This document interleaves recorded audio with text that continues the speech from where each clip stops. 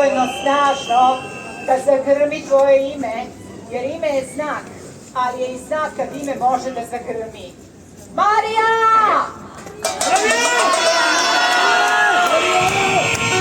Na ulicama su zveri i evo grmi tvoje ime na ulicama na kojima si i ti grmela, na kojima si se davala, na kojima si svojim učenicima pokazala svaki broj, svaki prozor, svaku kuću, svaki ustah proistekao iz muke i nepravde.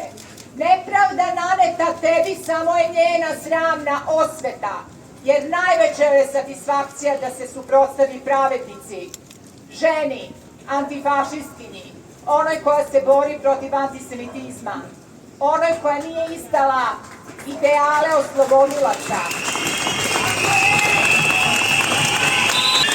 Koliko si ti slobodnija tamo nego mnogi ovde, načisto sa sobom, svojim stavovima i uverenjima, bez preispitivanja, bez zaustavljanja, bez kompromisa. Marija!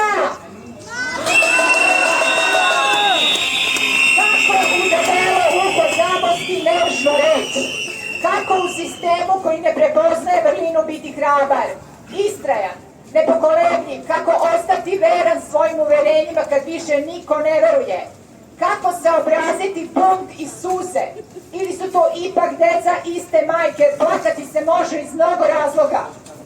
Marija! Marija! Pusti me, Marija! Ne mogu ostati na ulicama! Srećem te svuda. Otisci tvojih koraka na ulicama našeg grada prvi su procvetali ovog proleća.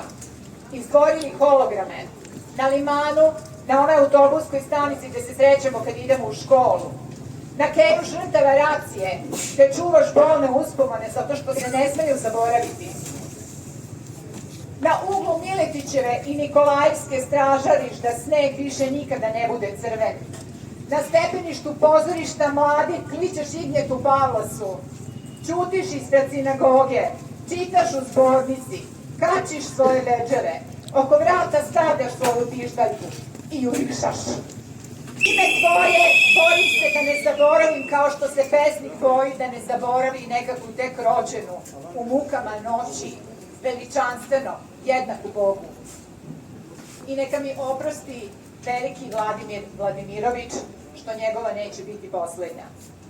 Ovde sam, jer da smo mi tamo, ti bi bilo ovde. Tako je!